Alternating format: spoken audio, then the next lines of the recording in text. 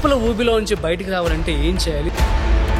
So first మనకి ఏదైతే అప్పు ఉందో దాన్ని ఒక పేపర్ మీద రాసుకోవాలి. ఓవరాల్ డెట్ రాసుకో. ఇందులో ఏవైతే ఎక్కువ వడ్డీ లోన్స్ ఉన్నాయో దాన్ని ఫస్ట్ పాయింట్అవుట్ చేయి. ఫర్ ఎగ్జాంపుల్ కార్ లోన్ 9% కి తీసుకున్నాడు. Credit card loan 3% per month, అంటే ఇయర్ కి 36%. అదే విధంగా ఎడ్యుకేషన్ లోన్ ఉంది 10% తక్కువ, హోమ్ లోన్ ఉంది 8.5 అండ్ ₹3 వడ్డీకి బయట తెచ్చుకున్నాడు. సో ఇవన్నీ చూసుకుంటే ఏది కాస్ట్లీ అంటే నా ప్రకారంగా వడ్డీ. సో ₹3 వడ్డీ అంటే 36%.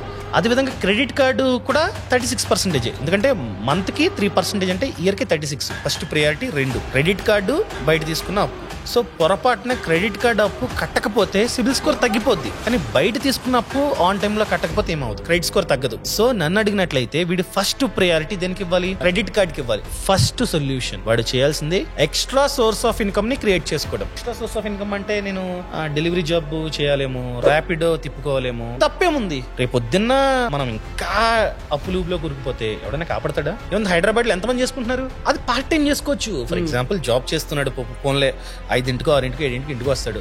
ఆ 7 నుంచి మన హైదరాబాద్ లో 12 వరకు నైట్ ర్యాపిడో చేసుకుంటే తప్పే ఉంది, ఎవడగానే పెడతాడు? చాలా మంది చేస్తున్నారు. ఇలా మనం కూడా చేసుకోవచ్చు. 2 లక్షలు నీకు క్రెడిట్ కార్డ్ అప్పు ఉంది, ముందు లిస్ట్ చేసుకున్నాం క్రెడిట్ కార్డ్ అప్పు ఎలాగైనా తీర్చాలని చెప్పి. సో 40,000 పంపుకున్నాం.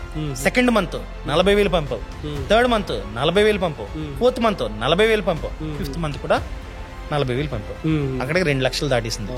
తీర్చే ఫస్ట్ వన్, అక్కడతో భారం పోయింది. నీకు ఒక లోన్ ఎగిరిపోయింది, క్రెడిట్ కార్డు.